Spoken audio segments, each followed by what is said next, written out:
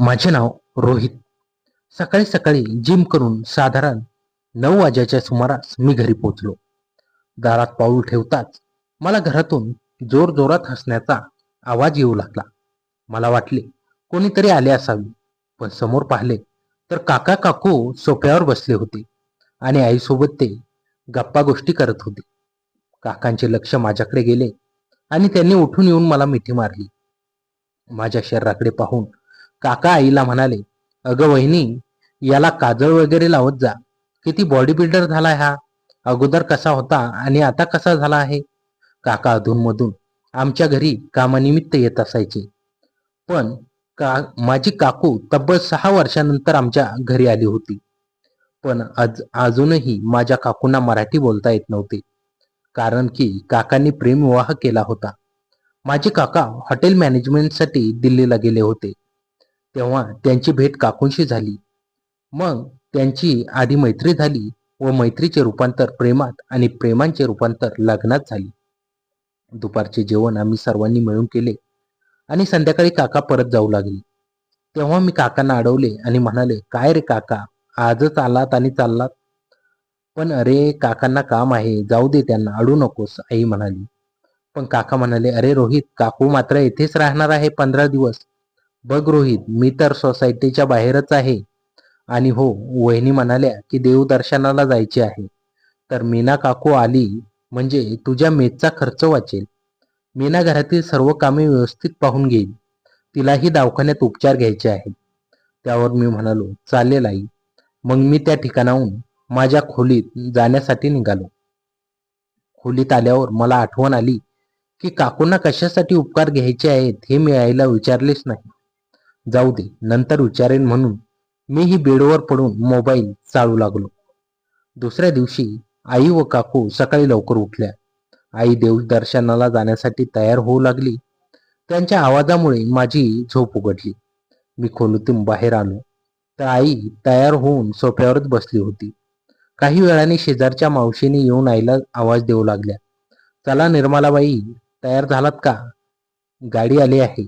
तेव्हा मी आईचा नमस्कार केला आणि आईने माझ्या डोक्यावर हात ठेवला. आई म्हणाली, "काकूंना त्रास देऊ नकोस. स्वतःच्या डाएटचा स्वयंपाक स्वतःच करून घेत जाशील आणि काळजी घेशील. आणि हो, घराकडे लक्ष ठेवशील." त्यावर काकू म्हणाल्या, "दीदी, आप बेफिक्र होकर जाइए. मैं रहूत का पूरा ख्याल रखूंगी. उनको किसी भी चीज की कमी नहीं पडने दूंगी." काकू असं बोलल्यावर आईला अधिकच बरं वाटलं आणि आई स्वतःच घराबाहेर पडली. थोड्या वेळानंतर काकूंनी मला पिण्यासाठी कोमट पाणी आणून दिलं. मी त्यावेळेस टीव्हीवर बॉडी बिल्डिंग स्पर्धा पाहत होतो. तेव्हा काकू आल्या आणि म्हणाल्या, "कुछ दिनों में रोहित, आपकी बॉडी इन लोगों की तरह हो जाएगी." "हाँ काकू, कोशिश तो कर रहा हूँ मैं, मगर एक दिन आएगा मैं भी इसी बॉडी बिल्डिंग कंपटीशन में उतरूंगा." मग काकू फ्रेश होण्यासाठी बाथरूम मध्ये गेल्या. माझ्या अजिबात लक्षात नव्हते की काकू फ्रेश होण्यासाठी गेल्या आहेत. मी माझा टीव्ही पाहण्यात मग्न होतो. मग मीही काही वेळ टीव्ही पाहून बाथरूमच्या दिशेने फ्रेश होण्यासाठी वळलो. मी जसा बाथरूमच्या दाराला हात लावणार तेव्हाच आतून काकूंनी दार उघडली. काकू नुकत्याच आंघोळ करून एकदम ओल्या केसांसह फक्त एकदम छोट्याशा टॉवेल गुंडाळून माझ्यासमोर उभ्या होत्या. काकू त्या अवस्थेत इतक्या सुंदर व आकर्षक दिसत होत्या की तिकडे मी मन लावून एकटक पाहतच होतो. काकू मला समोर पाहून दचकल्या आणि त्यांनी लगेच बाथरूमचे दार लावले. मीही त्या ठिकाणून निघून लगेच दिवाणखान्यात येऊन सोफ्यावर बसलो. काही वेळ तर मला भानच राहिले नाही. जी काकू नेहमी साडीमध्ये दिसते तीच काकू आज फक्त टॉवेल गुंडाळून माझ्यासमोर उभ्या होत्या. काकूंचे ते दृश्य पाहून माझं डोकं चक्रायला लागलं होतं. काय करावं ते सुचत नव्हतं. मला तर आता स्वतःचीच लाज वाटू लागली होती. मी दारावर हाक का मारली नाही असं मला वाटू लागलं होतं. काकू आता आईच्या खोलीत होत्या म्हणून मी लवकरात लवकर बाथरूममध्ये जाऊन फ्रेश झालो. काही वेळानंतर हळुवार पावले टाकत मीही माझ्या बेडरूमकडे निघालो व तयार होऊन दिवाणखान्यात जेवणाच्या टेबलजवळ येऊन बसलो. काकू समोर स्वयंपाकघरात काहीतरी करत होत्या. माझी तर हिंमतच होत नव्हती की मी काकूंशी काही बोलावं. असं असताना मी हिंमत करून स्वयंपाकघरात गेलो आणि विचार केला की आपला डाएट स्वतःच बनवा. पण काय, माझा डाएट अगोदरच काकूंनी तयार केला होता. त्यांच्या हातात ट्रेमध्ये तो मला सर्व दिसत होता. तेव्हा मी काकूंना म्हणालो, हे क्या है काकू, आपको मेरा डाएट कैसे पता, मैं बना लेता. अरे रोहित, मैं जब खोली की साफ सफाई कर रही थी तब तुम्हारे रूम में ड्रेसिंग टेबल पर डाइट चार्ट दिखा, तो मैंने उसी हिसाब से उसी दिन के हिसाब से बना लिया. अरे काकू, आपने इतनी तकलीफ क्यों की, मैं बना लेता. त्यावर काकू म्हणाले, अरे रोहित, मी दीदीला सांगितले आहे की मी तुझ्यावर लक्ष देईल. अगदी छोट्या छोट्या गोष्टी सुद्धा मी तुझ्यासाठी बनवून देईल. ठीक आहे, तर हा ट्रे मला द्या आणि तुम्ही तुमचा नाश्ता बनवा. आपण दोघं मिळून सोबत नाश्ता करूया. काकूनी त्यांच्यासाठी बनवले आणि आम्ही दोघेही नाश्ता करण्यासाठी सोबत बसलो. नाश्ता करताना माझ्या मनात काकूंची माफी मागावी अशी इच्छा झाली. म्हणून मी काकूंना म्हणालो, काकू, मुझे माफ कर दो. मुझे पता नहीं था कि बाथरूम के अंदर तुम हो. पता होता तो मैंने पहले आवाज दिया होता. त्यावर काकू म्हणाल्या, अरे रोहित, कोई बात नहीं, इंसान से गलती होती है, वो सुधार ली. तुमने माफी मांग पर अच्छा काम किया. काकू, मला एक गोष्ट विचारायची होती. तुम्ही कोणत्या उपचारासाठी रुग्णालयात जाता, काय झाले आहे? विषय असा आहे रोहित, तुझे काका आणि माझ्या लग्नाला 6 वर्ष झाली आणि आम्हाला अजूनपर्यंत कोणतीही संतती झाली नाही. याच कारणामुळे आम्ही दोघं खूप परेशान आहोत. तुझ्या काकांनी प्रथम माझी तपासणी करून घेण्यासाठी मला येथे पाठवले आहे. माझ्यातच काही कमतरता असतील म्हणून असे होत असेल, असे काकांचे म्हणणे आहे. ठीक आहे काकू, वरच्यावर भरोसा ठेवा, सगळं ठीक होईल. तुम्ही आता पोटभर नाश्ता करा. नाश्ता झाल्यावर मी कॉलेजसाठी निघालो आणि दुपारच्या वेळेस काकू डॉक्टरांची भेट घेण्यासाठी दवाखान्यात गेल्या. संध्याकाळच्या वेळी जेव्हा मी घरी आलो तेव्हा काकू टीव्ही समोर बसल्या होत्या. काकूंकडे पाहून मी म्हणालो, काय म्हणाले डॉक्टर काकू? काही नाही, अजून तर रक्ताचे सॅम्पल घेतले आहेत, जेव्हा रिपोर्ट येतील तेव्हा कळेल. काकूंचे मन उदास पाहून मी फ्रेश होण्यासाठी निघालो तेव्हा मागून काकूंचा आवाज आला, रोहित, जेवायला काय खाशील? काकू, काहीही बनवा, जे तुम्हाला बरं वाटेल. मी आता गच्चीवर थोडा व्यायाम करेन, मग 8 वाजता आपण दोघं मिळून जेवू. त्यावर काकू म्हणाल्या, ठीक आहे. मी गच्चीवर जाऊन थोडा व्यायाम करू लागलो. काकूंचे लक्ष माझ्याकडेच होते. त्या एकटक लावून माझ्याकडे पाहत होत्या. 7:30 वाजता माझा व्यायाम संपला तेव्हाच काकूंनी माझ्यासाठी केळीचा ज्यूस बनवून माझ्याजवळ आणून दिला. या गोष्टी आई असताना मी दररोज करत असे, पण जेव्हापासून काकू घरात आले आहे या सर्व गोष्टी मला रेडीमेड मिळत होत्या. काकूंचे पूर्ण लक्ष माझ्याकडेच होते. काही वेळात आईचाही फोन आला. फोनमध्ये आई फार माझी काळजी करत होती. काय रे बाळा, वेळेवर जेवण करतोस की नाही, आणि तुझा डाएट कसा सुरू आहे? त्यावर आईला मी म्हणालो, अगं आई, जेवढं लक्ष तू माझ्यावर ठेवत नव्हतीस तेवढं लक्ष काकू माझ्या डाएट आणि जेवणावर ठेवतात. तू माझी काळजी करू नकोस, मी इथे अगदी मजेत आहे. तू तुझ्या तब्येतीकडे लक्ष ठेव आणि आपले देवदर्शन व्यवस्थित घे. एवढं बोलून मी फोन ठेवला आणि फ्रेश होण्यासाठी बाथरूमला गेलो. फ्रेश होऊन झाल्यानंतर मी व काकू जेवणासाठी डायनिंग टेबलवर येऊन बसलो. काकूंच्या हातची चवही छान होती. स्वयंपाक अगदी मस्त झाला होता, म्हणून मीही काकूंची स्तुती करायला मागे राहिलो नाही. क्या खाना बनाया है काकू आपने. कित्येक दिवसापासून मी अशा जेवणासाठी तरसत होतो. तुमच्या हातात जादूच आहे.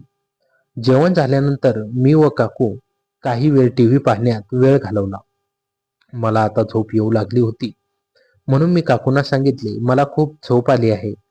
काकू आईच्या बेडरूम मध्ये झोपणार होत्या आणि मी माझ्या बेडरूम मध्ये झोपणार होतो.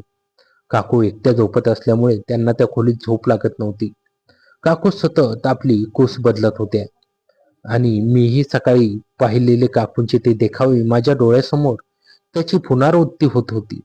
विचार करता करता मला केव्हा झोप लागली ते मला कळलेच नाही आणि मध्यरात्री काकूंनी त्या खोलीत झोप लागत नव्हती म्हणून काकू माझ्या शेजारी येऊन केव्हा झोपल्या ते मलाही कळलं नाही. असे सकाळी व्यायाम करण्यासाठी मी लवकर उठत असे. आजही उठलो आणि शेजारी पाहिलं तर काकू झोपलेल्या होत्या. त्या झोपलेल्या अवस्थेत फारच सुंदर दिसत होत्या. मी काही न बोलता आपल्या बेडरूम मधून बाहेर पडलो आणि आपल्या रोजच्या व्यायामासाठी गच्चीवर बसलो. माझ्या डोळ्यांसमोरून काकूंची चित्र वारंवार फिरू लागले होते. काही वेळाने काकूही माझ्या बेडरूम मधून बाहेर आल्या आणि फ्रेश होण्यासाठी त्या बाथरूम मध्ये गेल्या. त्या फ्रेश होऊन आल्यानंतर त्यांनी काल सारखेच माझा डाएटनुसार नाश्त्यासाठी डाएट बनवला. मी आज कॉलेजला लवकर जाणार होतो म्हणून लवकर तयार होऊन कॉलेजला निघालो आणि काकू पुन्हा डॉक्टरांच्या भेटीसाठी दवाखान्यात गेल्या. मी संध्याकाळी आल्यानंतर काकू दाराजवळ दिवा लावत होत्या.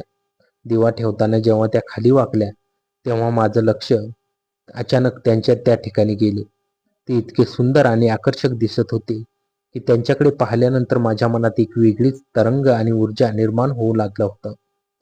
संध्याकाळी व्यायाम झाल्यानंतर काकूंनी पुन्हा मला केळीचा ज्यूस दिला. त्यानंतर आम्ही दोघेही काही वेळ टीव्ही पाहून जेवण केले आणि पुन्हा आपापल्या खोलीत झोपण्यासाठी गेलो. रात्रीचे 11 वाजले होते. मी मोबाईलमध्ये युट्यूबवरील व्हिडिओ पाहत होतो तेव्हा दारू काकू नाईटी मध्ये उभ्या होत्या आणि मला म्हणू लागल्या, रोहित, उस बेडरूम में मुझे भीती लगती है. तिथे एकटीला झोपायला मला झोप येत नाही. मी तुझ्याजवळ झोपू का? काकू असं बोलल्यावर मला कसं तरी वाटत होतं. एकाच पलंगावर मी काकू सोबत कसं झोपू शकेन? बाहेर हळूहळू पावसाच्या सरी पडू लागल्या होत्या. आकाशात विजा चमकत होत्या. काकू अजूनही दारात उभ्या होत्या. मी काकूंना झोपण्यासाठी होकार दिला. ये ना काकू, झोप इथे. काकू माझ्याकडे पाठ करून झोपल्या. त्यांच्या शरीराकडे पाहून मला कसं तरी होत होतं. मलाही आता झोप येऊ लागली होती म्हणून मी मोबाईल बंद करून पलंगावरच झोपलोच होतो. अचानक आकाशात विजांचा कडकडाट होण्याचा मोठा आवाज झाला आणि काकू इतक्या पटकन माझ्याकडे वळून मला मिठीतच घेतलं. काकूंनी केलेलं हे असं कृत्य पाहून मी हादरलोच. काकू अजूनही माझ्या मिठीतच होत्या. त्या मला सोडायला तयारच नव्हत्या. तेव्हा काकू म्हणाल्या, रोहित, मला विजेच्या आवाजाची खूप भीती वाटते. तेव्हा मीही काकूंना घट्ट मिठी मारली. ठीक आहे काकू, घाबरू नका, मी आहे इथे तुमच्या सोबत. अचानक काकूंचा हात माझ्या पाठीवर फिरू लागला आणि त्यांनी माझ्या अशा ठिकाणी स्पर्श केला की माझी मजा अधिकच वाढू लागली होती. मी हा क्षण काकूसोबत वाया जाऊ द्यायचा नव्हता म्हणून मीही काकूंच्या वेगवेगळ्या ठिकाणी करू लागलो. त्यावर काकू काहीही म्हणत नव्हत्या. मग मी हळूहळू काकूवर पूर्ण ताबा घेतला आणि गुलाबी ओठांवर ओठ टेकवले. तब्बल 20 मिनिटं ओठांचा आस्वाद घेतला. मग आम्ही दोघांनी आमचे बाजूला ठेवले. दोघेही घामाने ओलेचिंब झालो. तब्बल अर्धा तास आम्ही एकमेकावर भरभरून प्रेम केले. काकूंना आता शांतता वाटू लागली होती आणि माझाही हा पहिलाच अनुभव होता. जोपर्यंत आई देवदर्शन करून घरी येत नव्हती तोपर्यंत मी व काकू दिवसा व रात्री एकमेकावर भरभरून प्रेम करू लागलो होतो. काकूंना माझ्या पोटावरील 6 पॅक्स अधिकच आवडायचा म्हणून त्या वारंवार त्यावरच हात फिरवत असत. कारण त्यांना अशा भरभक्कम माणसाचा अनुभव घ्यायचा होता. म्हणून त्या मला म्हणत, रोहित, तुमच्या काकांपेक्षा जास्त ताकद तुझ्यात आहे. मला कधी इतकी मजा तुझ्या काकांसोबत आली नाही जितकी मजा मला तू दिलीस. 10 दिवसांपर्यंत मी काकूवर भरभरून प्रेम केले आणि 11व्या दिवशी आईचे आगमन झाले. मी आईसमोर काकूंची भरभरून स्तुती करू लागलो. आई ही काकूवर खूप खुश होती की मी नसताना सुद्धा तिने माझ्या मुलावर जीवापाड लक्ष दिले.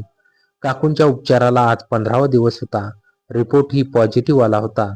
तेव्हा काकू मला एकांतात भेटून म्हणाल्या, जे काम इतक्या वर्षापासून तुझे काका करू शकले नाहीत ते काम रोहित तुम्ही फक्त 15 दिवसात करून दाखवले. याचा अर्थ कमकुवतपणा माझ्यात नाही तर तुमच्या काकामध्ये आहे. अशा प्रकारे माझ्या शरीरावर लट्टू होऊन काकूंनी आपली पूर्ण इच्छा पूर्ण केली. आईच्या आगमनानंतर घरातील वातावरण पूर्णतः बदलले. काकूचे उपचार संपले होते आणि त्यांचे अहवाल चांगले आले होते, पण माझ्या मनात मात्र सतत अपराधीपणाची भावना घर करून होती. काकूंसोबत घालवले ते क्षण आठवले की मला स्वतःचा तिरस्कार वाटू लागे. एके दिवशी संध्याकाळी काकू आणि आई स्वयंपाकघरात गप्पा मारत होत्या. मी माझ्या खोलीत होतो. अचानक काकूंचा मोबाईल वाजला. काका फोनवर होते. ते विचारत होते की अहवाल काय आहे. काकूंनी सांगितले की सर्व अहवाल नॉर्मल आहे. काका खूप खुश झाले आणि म्हणाले की दुसऱ्या दिवशी येऊन काकूंना घेऊन जाणार आहेत. त्या रात्री मला झोप येईना. माझ्या मनात विचारांची पारावार सुरू होती. मी काकूंसोबत केलेले ते सर्व हे बरोबर होते का? काकावर माझा किती विश्वास होता. ते मला नेहमी माझ्या मुलासारखे वागवत आणि मी त्यांच्या पत्नीशी. या विचारांनी मला स्वतःचा तिरस्कार वाटू लागला. सकाळी उठल्यावर मी ठरवले की आता मला हे थांबवायचं आहे. काकूंशी मी यापुढे असला कोणताही संबंध ठेवणार नव्हतो. पण काकू मात्र मला एकांतात भेटण्याची संधी शोधत होत्या. आई स्वयंपाकघरात असताना काकू पाणी पिण्याच्या बहाणे माझ्या खोलीत आल्या. त्यांनी मला जवळ येऊन माझ्या खांद्यावर हात ठेवला. रोहित, काका येत आहेत मला घ्यायला. परत जाण्यापूर्वी मला तुझ्याशी एकांतात बोलायचे आहे, काकू हळू आवाजात म्हणाल्या. मी त्यांचा हात हळुवारपणे बाजूला केला. काकू, आपण जे काही केलं ते चुकीचं होतं. मला खूप पश्चाताप होतोय. काकावर माझा किती विश्वास आहे आणि मी तो मोडला. कृपया आपण यापुढे असे काही करू नये. काकू माझ्याकडे आश्चर्याने पाहू लागल्या. रोहित, पण आपण दोघांनीही ते अनुभवलं. तुला ते आवडलं नाही का? काकू, आवडणं न आवडणं हा मुद्दा नाही. आपण केलेलं कृत्य हे नैतिकदृष्ट्या चुकीचं आहे. मग काका माझे काका आहेत. तुम्ही त्यांच्या पत्नी. आपण त्यांचा विश्वासघात केला. यापुढे मी हे चालू ठेवू शकत नाही. मला माफ करा. काकूंच्या डोळ्यात पाणी आले. रोहित, मला समजलं, पण एक गोष्ट लक्षात ठेव, मी एकटीच यासाठी जबाबदार नव्हती. तूही तेवढाच सहभागी होतास. मला माहित आहे काकू, मी स्वतःला कधीच माफ करू शकणार नाही. पण आता मला योग्य ते करायचे आहे. काकांना याबद्दल काहीच कळू देऊ नये. त्यांना दुखवू नये. आपण हे सर्व विसरून जाऊया आणि आपल्या नात्याला योग्य दिशा देऊया. तुम्ही माझी काकू आहात आणि कायम राहाल. काकूंनी डोळे पुसले. ठीक आहे रोहित, तुझं म्हणणं पटलं. आपण हे विसरून जाऊया. पण एक वचन दे, तू माझा तिरस्कार तर करणार नाहीस ना? कदापि नाही काकू. तुम्ही माझे काकू आहात. मी तुमचा नेहमी आदर करेन. पण यापुढे आपल्या नात्यात योग्य अंतर राहील. काकू हलकेच हसल्या. धन्यवाद रोहित. तू खरोखरच चांगला मुलगा आहेस. एका क्षणासाठी मी विसरले होते की आपण दोघेही चूक करतोय. पण तू आता मला योग्य मार्ग दाखवला. इतक्यात आईचा आवाज आला. मीना, कुठे आहेस? काकू लगेच स्वयंपाकघरात गेल्या. दुपारी काका आले. त्यांना पाहताच माझं मन भरून आलं. मी त्यांना मिठी मारली आणि मनोमन त्यांची माफी मागितली. काका आनंदात होते. काकूंचे अहवाल चांगले आल्याने त्यांना खूप बरे वाटले.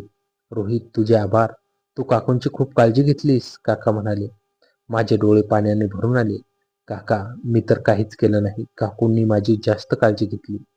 तुम्ही मला असं काही म्हणू नका. अरे वेड्या, रडायला लागलाच कशाला? मी तर सांगतोय की तू चांगली काळजी घेतलीस, काका म्हणाले. त्यानंतर काका आणि काकू परत गेले. घरात पूर्वीसारखं शांत वातावरण आलं. पण माझ्या मनात मात्र खळबळ माजलेली होती. मी ठरवलं की आता मी कधीच अशी चूक करणार नाही. योग्य आणि अयोग्य यातील फरक मला समजला होता. काही दिवसांनी मी एक पत्र लिहिलं. ते पत्र स्वतःला लिहिलं होतं. माझ्या भविष्यातील स्वतःला. त्यात मी लिहिलं होतं की नाती कितीही गुंतागुंतीची असली तरी त्याचा आदर करणं हेच खरं नैतिक कर्तव्य आहे. कुटुंब म्हणजे फक्त रक्ताचं नातं नसतं, तर विश्वासाचं बंधन असतं. ते बंधन तोडणं म्हणजे स्वतःचाच नाश करून घेणं असतं. आज ते पत्र मी जपून ठेवलंय. जेव्हा जेव्हा मन चंचल होतं तेव्हा तेव्हा मी पत्र वाचतो आणि स्वतःला आठवण करून देतो की जीवनात नैतिक मूल्य किती महत्वाचे आहेत. काका आजही माझ्यावर तितकाच विश्वास ठेवतात आणि आता मी तो विश्वास कधीच मोडणार नाही याचा मी पूर्ण प्रयत्न करतो. काकूंशी माझं नातं आता वेगळं झालं आहे, आदराचं, मायेचं. पण त्या घटनांबद्दल आम्ही दोघेही कधी बोललो नाही. त्या आठवणी आम्ही दोघांनीही मनाच्या कोणत्या तरी कोपऱ्यात कायमच्या पुरून ठेवल्या. जीवन चालू आहे आणि मी शिकलो की प्रत्येक चूक आपल्याला काहीतरी शिकून जाते. महत्वाचं म्हणजे त्या चुकांमधून धडा घेऊन पुढे जाणं. आज मी जिममध्ये नवीन मुलांना प्रशिक्षण देतो. त्यांना सांगतो की फक्त शरीराचं बळ पुरेसं नाही, तर मनाचं बळही तितकंच महत्वाचं आहे. चुकीच्या गोष्टींना नाही म्हणण्याचं बळ हेच खरं सामर्थ्य आहे. 15 वर्षानंतर आज मी माझ्या मुलाच्या पदवीदान समारंभात बसलो होतो. माझा मुलगा अर्जुन संगणक अभियांत्रिक सुवर्णपदक मिळवून उभा होता. त्याच्याकडे पाहताना मला माझे स्वतःचे कॉलेजचे दिवस आठवले. तो काळ, ती घटना, तो अपराधीपणा आजही मन हेलावून जाते. अर्जुन माझ्याकडे आला आणि म्हणाला, बाबा, मी तुमचं स्वप्न पूर्ण केलं. मी त्याला मिठी मारली. अरे, हे तुझं स्वप्न होतं आणि तू ते पूर्ण केलं. मी फक्त मार्गदर्शन केलं. घरी परतल्यावर आईने खास मेजवानीचा बेत केला होता. काका काकूंनाही बोलावलं होतं. काका आता निवृत्त झाले होते आणि काकूंसोबत शांतपणे आयुष्य जगत होते. त्यांना 2 मुली झाल्या होत्या. त्या घटनेनंतर सुमारे 2 वर्षांनी काकू गर्भवती झाल्या. मला नेहमी वाटायचं की कदाचित त्या रात्रीचा, पण नंतर काकूने मला एकांतात सांगितलं होतं की त्या मुली काकांच्याच आहेत. काकांच्या उपचारानंतर हे शक्य झालं. ते ऐकून मला थोडा दिलासा मिळाला. जेवणादरम्यान अर्जुन काकांच्या मुलीशी गप्पा मारत होता. त्या दोघीही अर्जुनच्या वयाच्या होत्या. मी त्यांना पाहत होतो, निराग, आनंदी, भोळ्या, आणि विचार केला की या मुलींना कधी कळू नये की त्यांच्या आईच्या आयुष्यात असा काळ होता, त्यांच्या वडिलाच्या विश्वासघाताची कहाणी. जेवण झाल्यावर सगळे झोपायला गेले. मी मात्र बैठकीत एकटाच बसलो होतो. तेवढ्यात काकू आल्या. आता त्यांच्या केसात करपा आला होता, चेहऱ्यावर आड्या पडल्या होत्या, पण डोळ्यात तोच आर्द्र भाव होता. रोहित, झोपला नाहीस? त्यांनी विचारलं. नाही काकू, जुन्या आठवणीत हरवलं होतं. काकू माझ्या शेजारी बसल्या. आठवणी, काही गोड, काही कडू, पण सगळ्याच आयुष्याचा भाग. काकू, मला नेहमी वाटतं त्या दिवसांबद्दल, आपण जे केलं ते. मी बोलतच होतो, पण काकूने हात उचलून थांबवलं. रोहित, त्या गोष्टीला 15 वर्ष झाली. आपण दोघांनीही त्या चुकांमधून धडा घेतला. मी माझ्या कुटुंबाकडे पाहते, माझा नवरा, माझ्या मुली, आणि मला समाधान वाटतं. तू तुझं कुटुंब पाहिलंस, तुझी आई, तुझा मुलगा, तुझी पत्नी. आपण योग्य निर्णय घेतला होता रोहित, तेव्हाच थांबायचा निर्णय. पण त्या आठवणी येतात काकू, तेव्हा वाटतं की ते जर क्षण नसते तर, जर ते क्षण नसते तर आपल्याला आयुष्यातलं महत्वाचं वास्तव कधीच कळालं असतं. त्या क्षणामुळेच आपल्याला समजलं की कुटुंब म्हणजे काय, नाती म्हणजे काय, विश्वास म्हणजे काय. कधी कधी चुका आपल्याला बरोबरचा मार्ग दाखवतात. मी काकूंकडे पाहिलं. त्यांच्या डोळ्यात पाणी होतं, पण ओठावर स्मित होतं. रोहित, मला एक गोष्ट सांगायची आहे. त्या दिवसानंतर मी काकांसोबत माझं नातं अधिक दृढ केलं. मला जाणवलं की खरं प्रेम म्हणजे शारीरिक आकर्षण नव्हे, तर एकमेकांवरचा विश्वास, एकमेकांची काळजी, एकमेकांच्या सुखदुःखात सहभागी होणं. काका कदाचित तितकेच सक्षम नसतील शारीरिकदृष्ट्या, पण त्यांचं प्रेम निखळ आणि निस्वार्थ आहे. मला माहित आहे काकू, काका खूप चांगले आहेत. आणि रोहित, तू सुद्धा. तू त्या वेळी जे धैर्य दाखवलंस, थांबायचा निर्णय घेतलास, ते खूप महत्वाचं होतं. आज मी तुझ्याकडे पाहते तेव्हा मला एक चांगला माणूस दिसतो, एक चांगला बाप, एक चांगला नवरा, आणि एक सगळ्यात महत्वाचे म्हणजे चांगला भाचा. त्या रात्री काकूंशी बोलून माझ्या मनावरचं ओझं हलकं झालं. 15 वर्ष मनात दडून ठेवलेल्या अपराधीपणाला आता मुक्ती मिळाली. दुसऱ्या दिवशी सकाळी अर्जुन माझ्याकडे आला. बाबा, तुमच्याशी एक गोष्ट बोलायची आहे. बोल बेटा. बाबा, मला एका NGO मध्ये काम करायचं आहे. तिथे गरजू मुलांना शिक्षण द्यायचं आहे. पगार फार नसेल, पण. मी त्याच्याकडे पाहिलं. त्याच्या डोळ्यात स्वप्न होतं, उत्साह होता, आणि समाजासाठी काहीतरी करण्याची तळमळ होती. बरोबर 15 वर्षापूर्वी माझ्याकडे जे नव्हतं ते. अर्जुन, तुला ते बरोबर वाटतं ते कर. पैशापेक्षा समाधान महत्वाचं असतं. मी तुझ्या पाठीशी आहे. अर्जुनने मला मिठी मारली. धन्यवाद बाबा. तो जात असताना मी त्याला थांबवलं. अर्जुन, एक सांगतो, आयुष्यात कधी कधी अशी परिस्थिती येते की तुला वाटेल की चुकीचं करूनही पळून नेलं जाईल. पण लक्षात ठेव, प्रत्येक चुकीची किंमत चुकवावीच लागते. मग ती लगेच नाही तर उशिरा का होईना. आणि सगळ्यात महत्वाचं म्हणजे स्वतःशी प्रामाणिक राहणं. अर्जुन माझ्याकडे निरागसपणे पाहत होता. बाबा, तुम्ही अचानक असं का सांगताय? कारण मला वाटतं की आयुष्याचे हे धडे लवकरच समजले तर चांगलं. मी उशिरा शिकलो हे सगळं. अर्जुन गेल्यावर मी खिडकीजवळ उभा राहिलो. बाहेर पाऊस पडत होता, त्या रात्रीसारखाच, पण आता वातावरण वेगळं होतं, मन शांत होतं. मी माझ्या डायरीतलं ते जुनं पान काढलं, 15 वर्षापूर्वी लिहिलेलं वाचलं, आणि त्यात एक ओळ घातली. आज मला समजलं की खरं सामर्थ्य म्हणजे चूक न करणं नव्हे, तर चूक झाल्यावरती सुधारण्याचं बळ असणं. आणि त्यातून महत्वाचं म्हणजे आपल्या चुकांमुळे दुसऱ्याचं आयुष्य उद्ध्वस्त न होऊ देणं. जीवन चालू आहे. अर्जुन आता आपल्या वाटेवर जाईल. आता आईचं आता वय झालंय, तिची काळजी घ्यायची आहे. पत्नीशी नातं अधिक दृढ करायचंय, आणि हो, काका काकूंसोबतचं नातं योग्य पद्धतीने जपायचंय. कारण शेवटी नाती ही खरी पुंजी असते. मग ती रक्ताची असो वा नसो, महत्वाचं असतं ते एकमेकावरचं प्रेम, विश्वास, आदर, आणि बाकी सगळं क्षणिक आहे. मी डायरी बंद केली आणि स्वयंपाकघरात गेलो. आई आणि पत्नी जेवण बनवत होत्या. मी म्हणालो, आई, आज मी स्वतः हाताने जेवण बनवतो सगळ्यांसाठी. अर्जुनच्या यशाचा सेलिब्रेशन आणि काका काकूंच्या निरोपाचा जेवणाचा कार्यक्रम. आई हसली. अरे वेड्या, तुला जमेल का? प्रयत्न करतो आई. शिक्षण हा प्रवास आहे ना, आयुष्यभर शिकत राहायचं असतं. आणि खरंच आयुष्य म्हणजे शिकण्याचाच प्रवास आहे. चुका होतात, धडे मिळतात. महत्वाचं म्हणजे धडे आत्मसात करून पुढे जाणं, स्वतःशी प्रामाणिक राहून इतरांशी नाती जपून. ती रात्र, ते क्षण, ती चूक, आता ती फक्त एक आठवण आहे. एक आठवण जी मला नेहमी आठवण करून देते की आयुष्यात नैतिक मूल्य किती महत्वाचे आहेत. आणि जर एका निर्णयाने थांबवायचा निर्णय, आज मी माझ्या कुटुंबाकडे अभिमानाने पाहू शकतो. कारण शेवटी खरं खरं सुख म्हणजे आरशासमोर उभं राहून स्वतःला निर्दोष डोळ्यांनी पाहू शकणं. आणि आज ते मी करू शकतोय, हाच खरं प्रायश्चित्त आहे. आज मी माझ्या 100व्या वर्षात पदार्पण केले. शरीराने जीर्ण झालो असलो तरी मनाने अजूनही तरुण आहे. माझ्या खोलीत जुन्या आठवणींचे फोटो लावले आहेत. आई वडील, काका काकू, पत्नी, मुलगा, अर्जुन, सून, नातवंडे सगळेच हसताना दिसतात. आज अर्जुनने मला म्हटले, बाबा तुमची आठवण म्हणून एक पुस्तक लिहायचंय. तुमच्या आयुष्यातील अनुभव, तुमची शिकवण, तुमचे विचार सगळं. मी हसलो, अरे माझ्या आयुष्यात असं काही खास आहे? बाबा तुम्ही नेहमी म्हणता की चुकांमधून शिकायचं असतं, पण तुम्ही स्वतः चुकांबद्दल कधी बोललात नाही. मला जाणून घ्यायचं की तुम्ही कोणत्या चुकांमधून शिकला. काही वेळ शांत राहिलो, मग म्हणालो, प्रत्येक माणसाच्या आयुष्यात अशा काही गोष्टी असतात ज्या ज्या त्याने फक्त स्वतःपुरत्या ठेवायच्या असतात. त्या गोष्टी त्याच्या चुका असतात, त्याची पापे असतात, पण त्या चुकांमधून घेतलेला धडा मात्र तो इतरांना देऊ शकतो.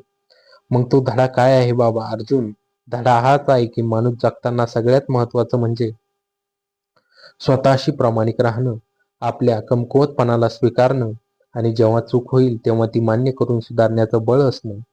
कारण प्रत्येकाला चूक होते, पण ती चूक लपवणारे आणि तिच्यापासून पळून जाणारे अधोगतीला जातात, तर ती चूक मान्य करून तिचं प्रायश्चित्त करणारे उन्नतीला. अर्जुन माझ्याकडे पाहत होता. त्याला कदाचित माझ्या बोलण्याचा नेमका अर्थ उमगला नसेल, पण त्याने मान डोलावली. त्या रात्री मला स्वप्न पडलं, तीच जुनी रात्र, तोच पाऊस, तीच वीज. यावेळी स्वप्नात काकू नव्हत्या, त्याऐवजी मी स्वतःला आरशासमोर पाहत होतो. त्या आरशात मी तरुण होतो आणि मला म्हणत होतो, रोहित तू केलेली चूक विसरू नकोस, पण तिच्यामुळे स्वतःला सतत शिक्षा देऊ नकोस. तू तिचं प्रायश्चित्त केलंस, तू एक चांगला माणूस झालास. आता स्वतःला माफ कर. मी जागा झालो, डोळे पाण्याने भरले होते. खिडकीतून येणारा चंद्रप्रकाश मी पाहत. माझ्या पलंगाशेजारी एक आकृती उभी आहे. हळूहळू माझे डोळे स्थिर. समोर काकू उभ्या होत्या. हो, त्या माझ्याच वयाच्या झाल्या होत्या, पण त्या आजही त्यांच्या डोळ्यात तीच चमक होती. रोहित मला माहित होतं की आज तू मला बोलावशील.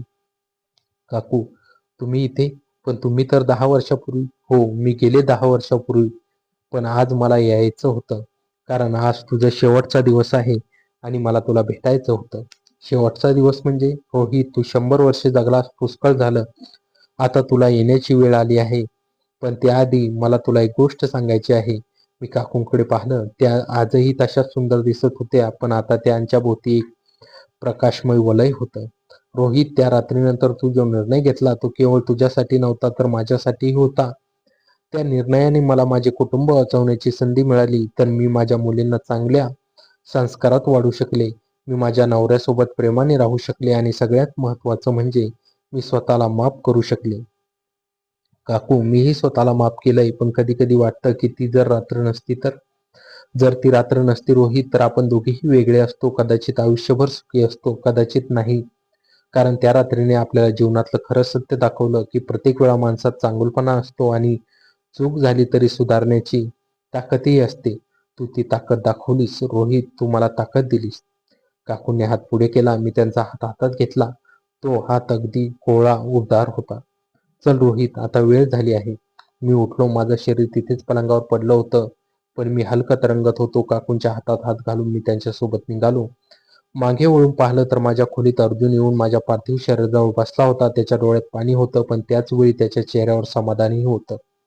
धन्यवाद बाबा, तुम्ही मला जे शिकवलं ते मी कधीच विसरणार नाही. चुकांमधून शिकायचं, पण त्या चुकांमधून स्वतःला कधीच लेखायचं नाही. तुमचं संपूर्ण आयुष्य हाच संदेश देऊन गेलं. काकू आणि मी आकाशात तरंगत होतो. खाली माझं गाव, माझं घर, माझी माणसं हळूहळू दूर जात होती. वरती एक प्रकाशमय दरवाजा दिसत होता. तयार आहेस रोहित? काकूने विचारलं. हो काकू, पण एक शंका आहे. त्या दरवाजाच्या पलीकडे काय आहे?